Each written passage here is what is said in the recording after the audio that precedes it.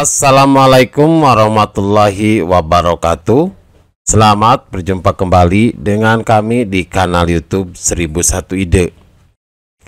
Pada video kali ini kita akan membahas mata pelajaran Bahasa Indonesia kelas 7 Sekolah Menengah Pertama, halaman 167 sampai dengan 169, Kurikulum Merdeka Belajar. Halaman ini termasuk ke dalam bab 5, yaitu membuka gerbang dunia. Yang akan kita bahas adalah pada bagian E, yaitu mengenali ragam kalimat dan struktur teks tanggapan. Halaman ini dibahas pada semester yang kedua. Sebelum lanjut pada video pembahasan, kami mengucapkan terima kasih atas dukungannya terhadap perkembangan channel ini, yaitu dengan menekan tombol subscribe. Dan tak lupa kami ucapkan terima kasih atas dukungannya terhadap channel ini. Silahkan buka bukunya dan perhatikan pada halaman 167 pada bagian E, mengenali ragam kalimat dan struktur teks tanggapan. Kita bahas pada bagian kupas teori. Nah, ini adalah kita akan membahas teorinya terlebih dahulu.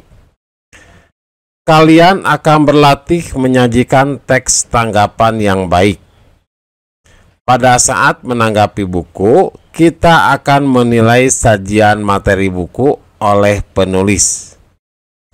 Kita mungkin setuju, tidak setuju, atau memberikan saran agar penulis memperbaiki tulisannya. Karena itu, kalian perlu memahami ragam kalimat yang digunakan dalam teks tanggapan. Nah, jadi kita akan membahas mengenai tanggapan, apakah kita akan setuju, tidak setuju, atau akan memberikan saran kepada penulis. Yang pertama, tanggapan yang menguatkan atau menyetujui pendapat penulis.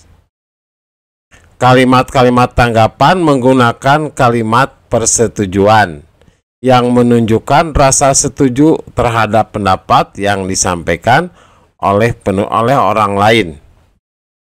Jadi yang pertama ini adalah tanggapan yang menguatkan atau menyetujui pendapat dari penulis. Untuk yang kedua, tanggapan yang menolak pendapat penulis. Nah, untuk yang kedua ini berarti tanggapannya adalah menolak pendapat penulis. Tanggapan ini menggunakan kalimat penolakan dan gaya bahasa penghalusan yang umumnya ditandai dengan konjungsi akan tetapi untuk menunjukkan pertentangan yang menolak pendapat sebelumnya. Jadi untuk tanggapan penolak ini adalah menggunakan gaya bahasa yang penghalusan. Kalimat konjungsi yang digunakannya adalah kata akan tetapi. Selanjutnya yang ketiga adalah tanggapan yang memberikan saran kepada penulis. Nah, yang ketiga ini artinya kita memberikan saran kepada penulis. Tanggapan ini memberikan saran perbaikan setelah sebelumnya menunjukkan kelemahan dalam pernyataan penulis. Selanjutnya pada halaman 168, yaitu kegiatan 9, yaitu mencermati ragam teks tanggapan. Kita akan membaca. Sekarang tentukan apakah kalimat tanggapan berikut menyetujui pendapat penulis, menolak, atau memberikan saran kepada penulis. Tuliskan menyetujui, menolak, atau memberi saran pada kalimat-kalimat berikut ini. Yang pertama, di sini ada pernyataan dari penulis atau komentar dari penulis. Di buku ini ada beberapa istilah dalam bahasa Aceh seperti gampong, cik, dan semong. Saya bisa mengira-ngira artinya, namun akan lebih baik kalau di bagian akhir penulis memberi daftar glosarium. Kalau kita lihat dari pernyataan atau komentar penulis ini, maka komentar ini adalah saran kepada penulis. Artinya ini adalah berisi saran. Makanya ada kata yang menunjukkan memberikan saran. Akan lebih baik kalau di bagian akhir penulis memberi daftar glosarium. Nah, ini adalah saran yang diberikan oleh penanggap terhadap penulis. Selanjutnya yang kedua, meskipun cerita dalam buku ini sedih, penulis mengakhiri cerita dengan optimis. Penulis seolah menyampaikan pesan bahwa setiap orang harus melupakan masa lalunya. Nah, untuk komentar yang ini, komentarnya menyatakan persetujuan. Jadi komentar ini setuju dengan penulis. Perhatikan komentar yang ketiga. Proses perubahan perasaan Itam digambarkan dengan baik sekali melalui ilustrasi yang berubah warnanya dari gelap ke cerah. Saya suka sekali buku ini. Nah, kalau komentar yang ketiga ini, bahwa komentar ini setuju dengan penulis. Yang paling katanya, kata yang menunjukkan setuju adalah saya suka sekali buku ini. Selanjutnya pada halaman 168 pada kegiatan yang ke-10, mencermati ragam teks tanggapan, kupas teori. Nah, berarti kita akan membahas teorinya terlebih dahulu. Apabila kalian perhatikan, sebuah teks tanggapan buku memiliki struktur sebagai berikut. Yang pertama, konteks. Konteks yaitu bagian isi berisi tentang pengenalan buku yang akan ditanggapi. Yang kedua, deskripsi, berisi penjelasan lebih detail tentang isi buku dari mulai ide cerita, alur, sampai tokoh-tokohnya. Dan yang ketiga adalah penilaian.